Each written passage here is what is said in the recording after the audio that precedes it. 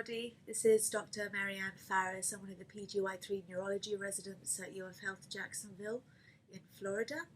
And this will be first of my 3 EEG lectures that I will be presenting today. So today we'll be focusing on the frequencies and the montages of EEGs. So just a brief introduction. EEG is the measurement of the brain's electrical activity and helps with the diagnosis of spells and alterations of consciousness. So the EEG is a recording of the summated excitatory and inhibitory postsynaptic potentials, otherwise known as EPSPs and IPSPs. So the rhythmic EEG activity is caused by the oscillating EPSPs and IPSPs, as already stated, and these are due to the intrinsic membrane properties of the neurons, synaptic connections of the neurons as well, and thalamocortical inputs, with which sleep spindles are a very good example of the rhythmic activity caused by projections of the thalamus. So here are the basic EEG frequencies. Here we have alpha frequency, beta, theta and delta. So we'll be going into more detail about each of these frequencies later on, but it's very important to know how many waves there are per second. So these 2 vertical lines here represent 1 second. With alpha frequency, it's usually between 8 to 13. Beta frequencies is usually more than 13. Theta between 4 and 7, and delta, which are under 4. And you can really appreciate that there is only 1, maybe 1.5, 2.5 here. You can really appreciate the delta frequency here. Alpha, it's important to know that alpha activity is normal background wake activity. So this is what we would usually see in a normal, healthy, awake person. Beta activity, on the other hand, is usually occurs with sedative medications such as benzodiazepines and barbiturates. And with delta and delta, these are more slow and they're indicative of a cerebral dysfunction. And like I said, we'll be going into them a bit later. So with alpha frequency, 8 to 13 hertz, it's the activity of the awake state when your eyes are closed and they're present over the posterior head region. So we'll see them in the occipital leads. Now when the eyes are open, what we see is that the alpha frequency actually attenuates or it changes, and that is normal. And when we get alpha frequency, it's usually in our childhood, around, I believe, young childhood. And when you're much younger, during your infancies, it's normal to have the slower frequencies. So here is an example of an EEG. We'll start off by looking at the montage here, which is bipolar. As you see that there are 2 different leads, or a chain of leads on the side. Now you can also appreciate that there is a posterior dominant rhythm, or the PDR, which is in the posterior or the occipital leads right here, and these should be around 8 to 13, as we already stated, and that is normal. So this is when the eyes are closed. However, when the eyes are open, you can appreciate that there is a reaction or a change of the wave when the eyes open. But then when the eyes are closed again, as represented by these blinks or these almost sharps or spikes, you can see that it goes back into the wave alpha rhythm. So the clinical significance of the PDR, or the posterior dominant rhythm, is that the presence of a normal reactive PDR, as you see here, is indicative of a well-functioning brain. So we should all have this. This is normal. So when we have a patient with altered mental status, the differential includes seizures, encephalopathies, even psychogenic etiology. And when we do an EEG to see what's going on with these patients, the presence of a normal reactive PDR like this points the etiology of the altered mental status towards more of a psychogenic component. So asymmetry between hemispheres is usually abnormal. It doesn't matter if there is a reaction to hyperventilation or photic stimulation, asymmetry is always abnormal. So whether it's a difference in the amplitude or the frequency, any difference between any of the hemispheres denotes something abnormal. Another thing is failure of the rhythm to attenuate or react with eyes opening, whether it being bilateral or unilaterally, is also abnormal. So if there is, when the eyes are open and you are in the awake state and the frequency doesn't attenuate or it doesn't react, it could point towards an occipital or a pontine lesion. However, a unilateral failure to attenuate can also denote something going on ipsilaterally in the occipital lobe or subcortical connections. As we mentioned before, any asymmetry can be caused by any abnormality. Sometimes it can occur with hypoperfusion. I'd like to give you a second to just look at this and see if there's anything abnormal. We can appreciate that, again, this is a bipolar montage of the EEG. And the left side, the left hemisphere, is denoted by the odd numbers, and the right hemisphere by the even numbers. So here you see 1, 7, 3, 5, 5, 1. These are all the left side. But then down here you can see that these odd numbers, 2, 8, 8, 4, 4, 6, are all on the right side. So do you see anything abnormal between the left and the right side? You can see definitely up here that they look different on both sides, and that there is a significant slowing of the left hemisphere compared to the right. So in this particular patient, he was postictal, and we could confirm that because obviously he was found to have some seizure-like activity going on, but with repeat of the EEG 2 months later, it had resolved, which is, as we know, postictal phenomenon is only temporary. There can also be some variance with alpha frequency as well.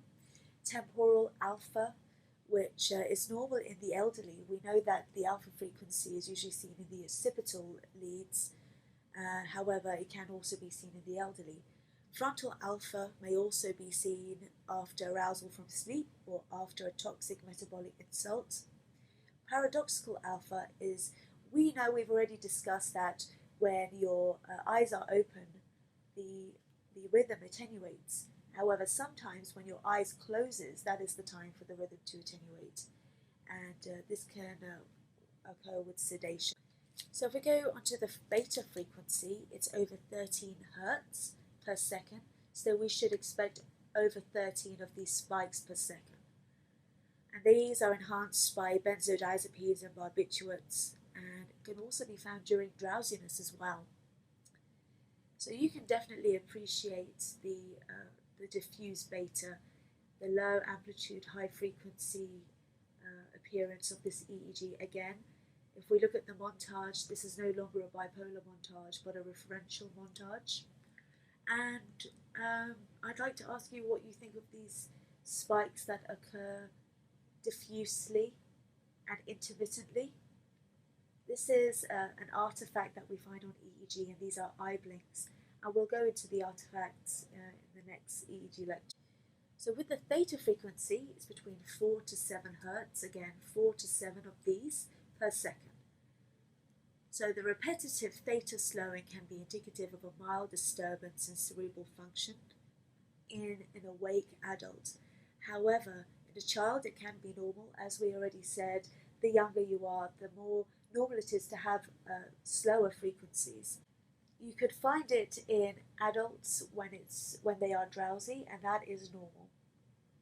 So if we look at this EEG, we can count that between a second, which was, you could denote by these 2 lines, and luckily we have the numbers here to give you the seconds. We can count 1, 2, 3, 4, 5, 6. So maybe 6.5. And we know that theta frequency is 4 to 7. So this is an example of theta activity. Now onto the delta frequency, which is under 4 hertz.